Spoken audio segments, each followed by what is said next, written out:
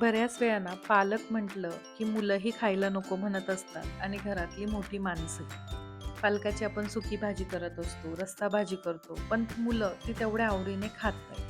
म्हणून तुम्ही मुलांना हे असे पालकाचे थालीपीठ नक्की बनवून देऊ शकता. छान खुसखुशीत होतात, खमंग असे भाजले जातात आणि मुलांना डब्यासाठी सुद्धा हा एक चांगला पर्याय आहे. रविवारचा नाश्ता म्हणून तुम्ही हे बनवू शकता.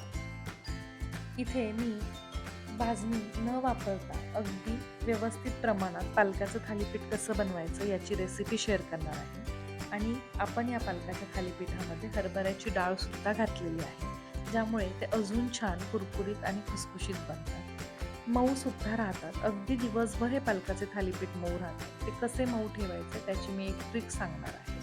हे पालकाचे थालीपीठ तुम्ही ट्रिपला सुद्धा तुमच्याबरोबर घेऊन जाऊ शकता. एक दिवस ते व्यवस्थित राहतात. चला तर मग आपण रेसिपीला सुरुवात करूया. नमस्कार, मी स्नेहाज किचन स्टोरीजमध्ये तुमचं सर्वांचं स्वागत आहे. पालकाचे थालीपीठ बनवण्यासाठी मी इथे अर्धा गड्डी पालक घेतलेला आहे. हा पालक मी स्वच्छ करून घेतलेला आहे. पालकाचे आपल्याला पूर्ण देठ काढून न टाकता निम्मे देठ ठेवायचे आहे. आणि हा पालक आता मी स्वच्छ 2 ते 3 वेळा पाण्याने धुवून घेतलेला आहे. थोडंसं पाणी निथळून घ्यायचं आणि त्यानंतर या पालकाचे छान असे आपल्याला बारीक असा हा पालक चिरून घ्यायचा आहे. जितका बारीक पालक तुम्ही चिरू शकता तेवढा पालक तुम्ही बारीक छान असा चिरून घ्या. आता पालक छान असा चिरून घेतला की तो आपल्याला एका परातीत काढून घ्यायचा. आता या पालकामध्ये मी एक मोठा कांदा बारीक चिरून घेतलेला आहे, तो घालणार आहे आणि भरपूर अशी बारीक चिरून घेतलेली कोथिंबीर घालणार आहे. हे सर्व छान मिक्स करून घेतलेलं आहे. आता यामध्ये 1 चमचा ओवा मी हातावरती छान सोडून घालणार आहे. ओव्यामुळे थालीपीठाला चवही छान येते आणि हे थालीपीठ पचायला हलकं होतं. आणि याचबरोबर 2 चमचे मी पांढरे तीळ सुद्धा घालून घेतलेले आहे. आता आपण थालीपीठाला लागणारं पिठांचं प्रमाण बघू. त्यासाठी इथे मी 1 कप गव्हाचं पीठ घेतलेलं आहे, अर्धा कप ज्वारीचं पीठ घेतलेलं आहे, अर्धा कप बेसन पीठ घेतलेलं आहे. बेसन पिठामुळे थालीपीठ छान मऊ होतं.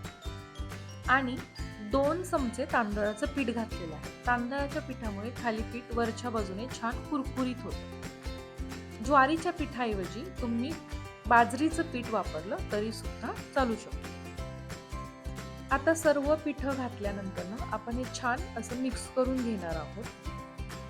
आता यामध्येच मी पाव चमचा हळद घालणार आहे आणि चवीनुसार मीठ घालून घेतलेलं आहे. हे थालीपीठ आपलं अजून चवीला छान होण्यासाठी यामध्ये आपल्याला एक मिरचीचं वाटण घालायचं आहे. त्यासाठी इथे मी 5 ते 6 हिरव्या मिरच्या, 4 ते 5 लसणाच्या पाकळ्या, 1 इंच आलं आणि 1 चमचा जिरं घेतलेलं आहे.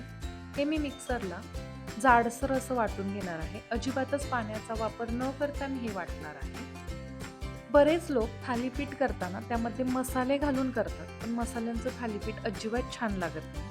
पारंपरिक पद्धतीचं थालीपीठ हे हिरवी मिरची, आलं लसणाच्या पेस्टनेच त्याला छान चव येते. त्यामुळे अशा पद्धतीनेच थालीपीठ एकदा नक्की करून बघा. आता इथे आपलं हे हिरव्या मिरचीचं वाटण तयार आहे. जाडसर असंच मी हे वाटून घेतलेलं आहे. आता मी हे मिक्स केलेल्या पिठामध्ये वाटण घालून घेणार आहे. मुद्दामून मी हे वाटण सर्वात शेवटी घालते, कारण हिरव्या मिरच्या ह्या बऱ्याच वेळात खूप तिखट असतात आणि हे सुरुवातीला घालून जर पीठ मळलं तर हातांची आग होऊ शकते. त्यामुळे सर्वात शेवटी आपल्याला हे वाटण घालून घ्यायचं आहे. आता पालकाला सुद्धा पाणी सुटत असतं आणि कांद्याला सुद्धा पाणी सुटतं. त्यामुळे हे जे पीठ असतं हे थोडंसं ओलं व्हायला लागलेलं असतं. त्यामुळे आपण पाण्याचा अंदाज घेत घेत यामध्ये पाणी घालून हे मळणार आहे. आता ज्या भांड्यामध्ये मी वाटण वाटलेलं त्यामध्येच थोडं पाणी घालून मी हे पिठामध्ये घालून छान मळून घेतेय. आपण चपात्या बनवण्यासाठी कणिक ज्या पद्धतीने मळतो, ज्या कन्सिस्टन्सीची मळतो, तसंच आपल्याला हे थालीपीठाचं पीठ मळायचं. खूप पातळ असं आपल्याला हे पीठ मळायचं. आता सर्वात शेवटी एक मेन इन्ग्रेडियंट मी यात घालणार आहे, ज्यामुळे थालीपीठ खूप सुंदर लागतं. ती म्हणजे हरभऱ्याची डाळ.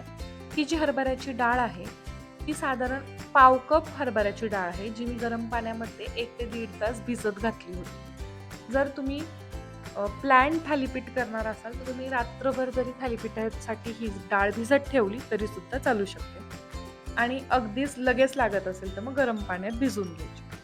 डाळ घातल्यानंतर हे छान असं मिक्स करून घ्यायचं आणि आपलं आता हे थालीपीठाचं पीठ इथे मळून तयार आहे. थालीपीठ करताना नेहमी एक गोष्ट लक्षात ठेवायची, पीठ कधीही आधी खूप वेळ मळून ठेवायचं नाही. पीठ मळून झालं की लगेच थालीपीठ करायला घ्यायचे, नाहीतर हे पीठ खूप पातळ होत जातं आणि मग आपल्याला त्याचं थालीपीठ व्यवस्थित बनवता येत नाही. आता आपण थालीपीठ बनवण्याची तयारी करूया. थालीपीठ बनवण्यासाठी मी इथे कॉटनचा रुमाल स्वच्छ धुवून घेतलेला आहे. ओलाच रुमाल इथे वापरला आहे.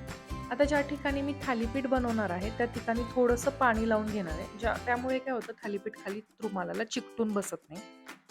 एक पिठाचा गोळा घेऊन त्याला सर्व बाजूनी छान पाणी लावून घेतलेलं आहे आणि मी हाताच्या बोटांनी हे थालीपीठ व्यवस्थित असं थापून घेणार आहे.